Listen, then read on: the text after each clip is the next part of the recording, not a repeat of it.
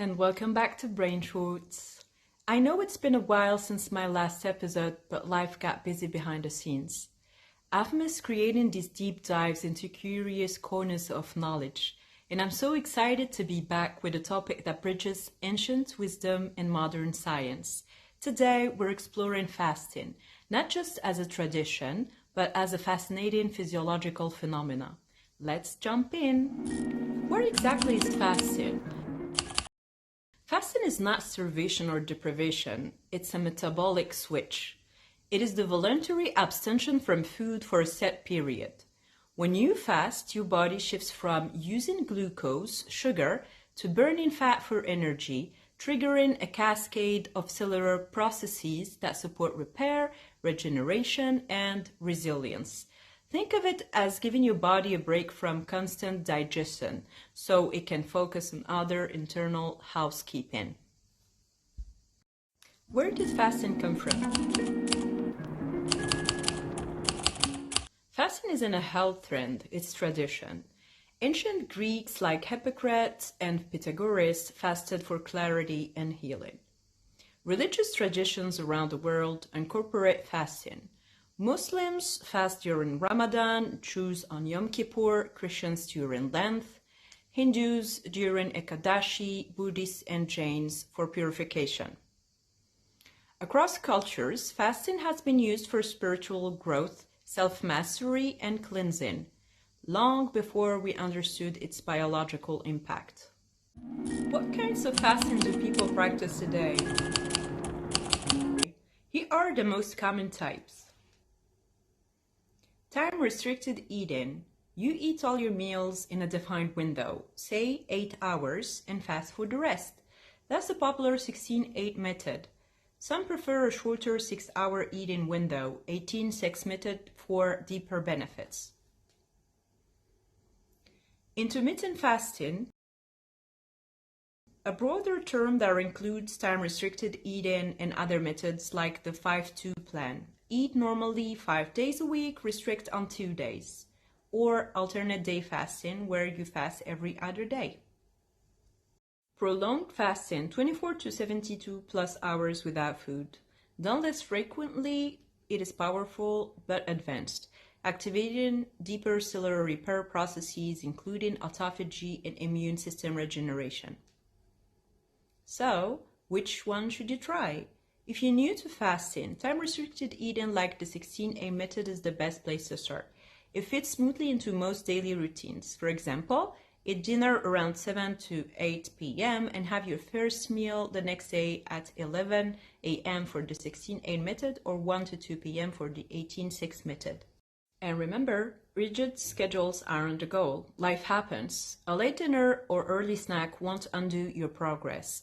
Fasting is flexible. Consistency over time matters more than perfection. That said, fasting isn't for everyone. If you're pregnant, under 18, have diabetes, or a history of disordered eating, talk to your doctor before trying it. Here's a simple timeline of what's happening under the hood. The 4 first hours after eating, blood sugar rises, insulin is released to help store energy. You are in the fed state. 4 to 12 hours. Blood glucose starts dropping. Your body taps into glycogen, or stored sugar in the liver. Insulin begins to fall, setting you on the path toward fat burning. 12 to 16 hours. Glycogen runs low. The liver begins converting fat into ketones, fuel for your brain and muscles. Insulin is now low and fat oxidation increases. 16 to 20 hours. Ketosis deepens. This is where fat burning really kicks in. Around the 17-18 hour mark, autophagy begins, your body's way of cleaning up damaged cells and proteins. Insulin remains suppressed to allow these processes to work efficiently. 24 to 48 hours. Autophagy accelerates. Growth hormone spikes, aiding tissue repair and preserving lean mass. Your metabolism shifts fully into a fat-fueled, repaired, focused state. 48 to 72 plus hours. Ketone levels peak. In animal models, this is where the immune system may begin to regenerate, but human research is still catching up. What are ketosis and autophagy, and why are they important? Ketosis is a metabolic state where your body burns fat instead of sugar. The liver turns fatty acids into ketone bodies. These ketones power your brain, heart, and muscles when glucose runs low. Ketosis typically starts 12 to 16 hours into fasting and gets more efficient over time, especially if you eat a low-carb diet. Autophagy is your cellular cleanup crew. It literally means self-eating. Your cells break down old, damaged components and recycle them into fresh building blocks. It begins around hour 17, 18 and peaks at 24, 48 hours. Exercise and low-carb eating can trigger it even faster.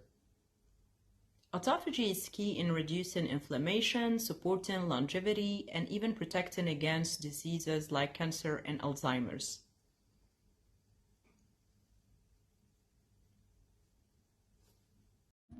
Why does insulin matter, and how can you keep it in check? Insulin helps your body store energy, but chronically elevated insulin from frequent eating or high-carb meals can be a problem, as it encourages fat storage, blocks fat burning, promotes insulin resistance, and triggers hunger and cravings. Keeping insulin levels low and steady makes your metabolism more efficient. Here are some simple strategies that help. Wait to eat. Give yourself at least an hour after waking up before your first meal. This lets cortisol settle and avoid stacking hormones that raise blood sugar. Sip smart. Cinnamon and lime water can improve insulin sensitivity and blunt post-meal spikes. Walk it off. A 10 to 20 minute walk after meals helps muscles absorb glucose, lowering insulin naturally. Front load fiber and protein. Start meals with vegetables or protein. It slows glucose absorption. Avoid ultra-processed carbs. These spike insulin fast. Whole foods are your friends. Healthy fats are allies. Olive oil, nuts, and avocado slow digestion and reduce insulin responses. So, does fasting actually work? Here is what science supports so far, especially with intermittent fasting. Intermittent fasting improves insulin sensitivity. It stabilizes blood sugar, reduces inflammation and oxidative stress, lowers blood pressure and cholesterol, boosts neuroplasticity and cognitive health, promotes fat loss while preserving muscle, may extend lifespan in animal models. Some deeper effects like immune regeneration are still being studied in humans, but early signs are promising. So, what is our final takeaway? Fasting isn't just about not eating, it's about restoring balance, hormonally, metabolically, and maybe even spiritually. With the right approach, it can support everything from fat loss to cellular renewal to long-term brain and gut health.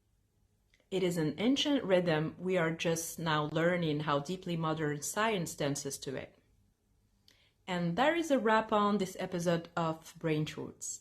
Fasting has traveled through centuries of culture and now sits at the crossroads of cutting-edge science. Whether you're just curious or contemplating your own wellness journey, I hope this sparked a new perspective. Thanks for sticking around, especially after the long break. Before we go, here is your brainy bonus. In ancient Greece, Hippocrates, often called the father of medicine, recommended fasting as a remedy for everything, from fatigue to digestive issues. That guy was ahead of the curve.